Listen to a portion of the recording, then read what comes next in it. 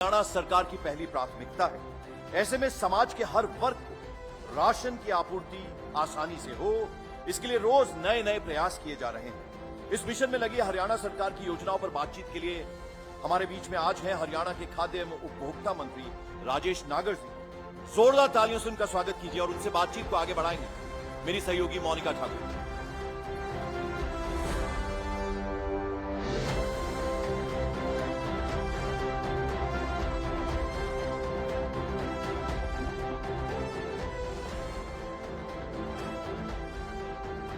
राजेश नागर जी, बहुत बहुत स्वागत है आपका news 18 India diamond state summit Haryana के मंच पर। राजेश नागर जी, आपकी पर्सनालिटी को लेकर एक चर्चा बहुत जोरों से हरियाणा में हो रही है। जितने शांत आप दिखते हैं उतने ही स्ट्रिक्ट आप हैं, सख्त हैं आप, ऐसा है क्या? नहीं, ऐसा नहीं है। जब कोई चीज आती है, शिकायत आती है या कोई गड़बड़ दिखाई देती या मिलती है तो कार्रवाई करना तो कोई सख्त नहीं होना, वो नहीं कह सकते। और नेचर मेरा जो है ये सबको पता है कि एक अलग ही छवि और अलग ही नेचर के मेरे अपनी सोच है। लेकिन ये सख्ती जरूरी है? कभी हमने देखा आप नगर निगम के कुछ अधिकारियों को कभी फटकार लगाई, आपने कहा कि जो काम नहीं करेगा उन अधिकारियों की जरूरत नहीं है मेरे विधानसभा क्षेत्र में, कि ये सख्ती जरूरी है आपको लगता है?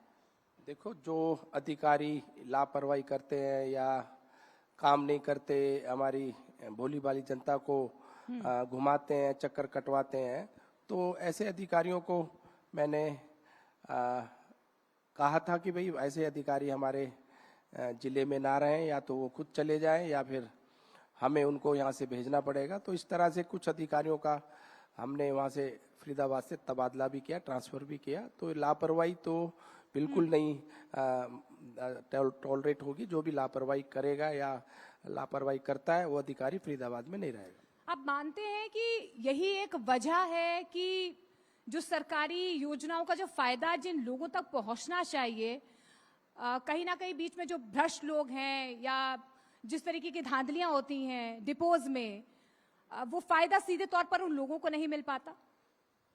देखो, जो गरीब व्यक्ति जो का हक कोई छीनेगा तो उसको बिल्कुल टॉलरेट नहीं किया जाएगा। अभी 2 डिपो होल्डर्स की एफआईआर कराई है और एक जगह खुद पलवल डिस्ट्रिक्ट में मुझे शिकायत मिली कि भाई वहां पर कुछ गड़बड़ी हो रही है। मैंने खुद जाकर वहां पर मौका मुआयना किया और वहां पर गड़बड़ी मिली। सीएम फ्लाइंग डीएसपी को बुलाकर एफआईआर कराई और अभी अधिकारियों की मीटिंग लेकर मैं आया हूं। तो वहां पर एक एएफएसओ का उसको सस्पेंड किया गया, क्योंकि उसने जो एफआईआर कराई उसके बाद भी उसने कोई आगे कार्रवाई नहीं की। अभी कुछ समय पहले ही ऑर्डर जारी किए यहाँ से कि उसको सस्पेंड कर दिया जाए। राजेश नागर जी, आप क्योंकि आपके पास एक बहुत महत्वपूर्ण विभाग है, खाद्य आपूर्ति विभाग है, हरियाणा की लगभग 2.5 करोड़ जनता सीधे तौर पर जो है जुड़ी है इस विभाग के साथ।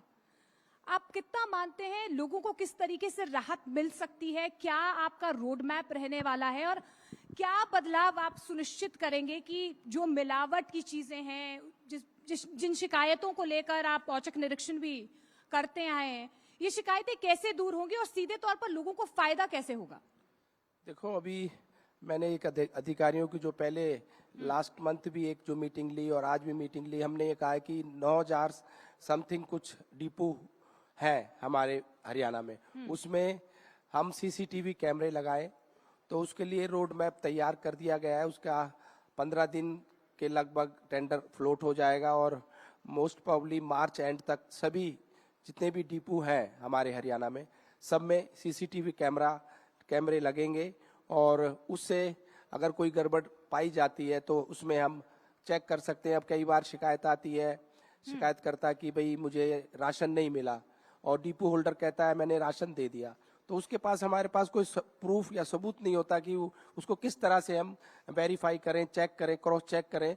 तो उसके लिए हमने ये एक योजना बनाई है कि सब डिपो और जितने भी शॉप्स एंड डिपोज की सब में सीसीटीवी कैमरा लगे और बाय द मार्च एंड हम इसमें सारे डिपोस में सीसीटीवी कैमरा लगा देंगे। और एक एजेंसी को भी आज हमने की बात करी है कि एक एजेंसी, प्राइवेट एजेंसी भी एक हायर करें जिससे हम क्वालिटी और क्वांटिटी दोनों की, राशन क्वालिटी का भी मिले और पूरा भी मिले, क्वालिटी एंड क्वांटिटी दोनों चीज हम उसको समय समय पे चेक करते रहें। तो और एक हमने व्हाट्सएप ग्रुप भी बनाया जिससे कि भाई व्हाट्सएप ग्रुप से या एसएमएस ग्रुप और गांव में चौकीदार के थ्रू बुनियादी करके लोगों को सूचना मिले, कॉलोनीज में मंदिर गुरुद्वारे से अनाउंसमेंट होकर लोगों को पता लगे कि भाई इस समय से इस समय हमें ये चीज मिलेगी।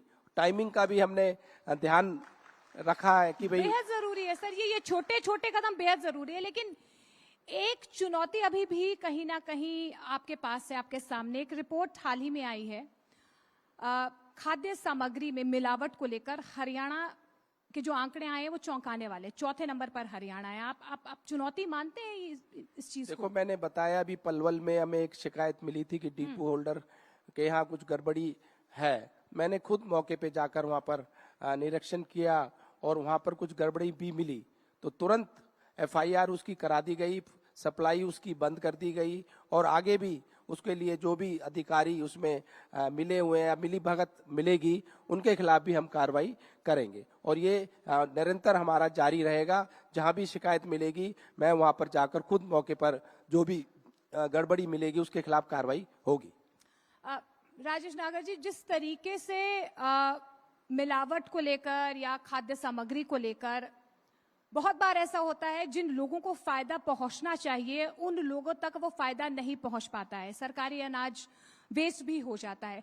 तो ऐसे में ये सब चीजें ना हो और आप सुनिश्चित करें कि लोगों तक पहुंचे वो चीज, इसको लेकर क्या रोड मैप आपका रहने वाला है और विजन क्या है हरियाणा सरकार का इसको लेकर? आज ही हमारी अधिकारियों से एक मीटिंग थी, उसमें हमने ये भी कहा कि ओपन टेंडर्स फ्लोट करके जो भी ट्रांसपोर्टर है, पहले शिकायत आती थी कि कुछ ट्रांसपोर्टर अपनी एक नेक्सस बनाकर एक लॉबी कर खुद ही मोनोपोली टाइप करके सारे टेंडर ले लेते थे, तो उससे जो समय पे जो हमारा राशन नहीं पहुंच पाता था, देरी होती थी, उसमें भी उसकी वजह से भी ये राशन डिपो ऑर्डर्स जो गड़बड़ी करते थे, उसके लिए अभी से हमने ऑर्डर कर दिए कि bye the end of January हम टेंडर फ्लोट कर दें और बाय द मार्च ऑफ जो नया टेंडर का period, by the end of the March उसको नए टेंडर जो भी ले उनको पूरा ये ना हो कि भी एक ही आदमी सारे टेंडर ले ले जिससे उसकी मोनोपोली ना रहे। तो इस तरह के हम कदम उठा रहे हैं और आगे इस तरह की आगे शिकायत मिलेगी तो उस पर भी हम कार्रवाई करेंगे। हरियाणा से इतर अगर मैं राष्ट्र की राजनीति की बात करूं, मिलावट की अगर हम बात कर रहे हैं, राजनीति में आजकल काफी मिलावट देखने को मिल रही है। विपक्ष में आपने देखे कि कई चेहरे हैं और एक महागठबंधन जो है वो तैयार हुआ है, हालांकि अब उसका जो गुब्बारा है वो फूटने लगा है। आपको लगता है कि महागठबंधन एक चुनौती है डबल इंजन सरकार के लिए, मोदी सरकार के लिए? देखो, केंद्र में भी लोकसभा के चुनाव आए, जब भी ये सब मिलकर और इकट्ठे होकर लड़े, कोई हमारी सरकार तीसरी बार केंद्र में बनी। प्रदेश की बात करें, प्रदेश में भी ये सारे गठबंधन जितने थे, जितनी सरकारें थी, सबने मिलकर चुनाव लड़ा और उसके बाद भी आप देख सकते हैं हमारी नीति, नियत और हमारे प्रधानमंत्री नायब सैनी जी ने जो एक हमें चेहरा दिया नायब सैनी जी के रूप में, और हमारी सरकार पूर्ण बहुमत से फिर से तीसरी बार भी, और हरियाणा के इतिहास में पहली बार हुआ है कि कोई भी सरकार तीसरी बार रिपीट हो, तो ये हमारी सरकार तीसरी बार भी प्रदेश में आई। हम इसी विजन के साथ बहुत बहुत शुक्रिया राजेश नागर जी हमारे साथ बातचीत करने के लिए। और देखिए, हरियाणा प्रगति के पथ पर लगातार आगे बढ़ रहा है और हम चाहते हैं कि हरियाणा इसी तरीके से आपके विजन के थ्रू आगे बढ़ता रहे। बहुत बहुत शुक्रिया न्यूज़ 18 इंडिया हरियाणा के राजेश जी, बहुत बहुत धन्यवाद आपका। लेकिन आपसे आग्रह है कि कुछ देर के लिए आप कृपया मंच पर बने रहें और मैं अनुरोध करूंगा हमारे वरिष्ठ सहयोगी अमिताभ सिन्हा से कि कृपया मंच पर आएं और मंत्री जी को धन्यवाद करें।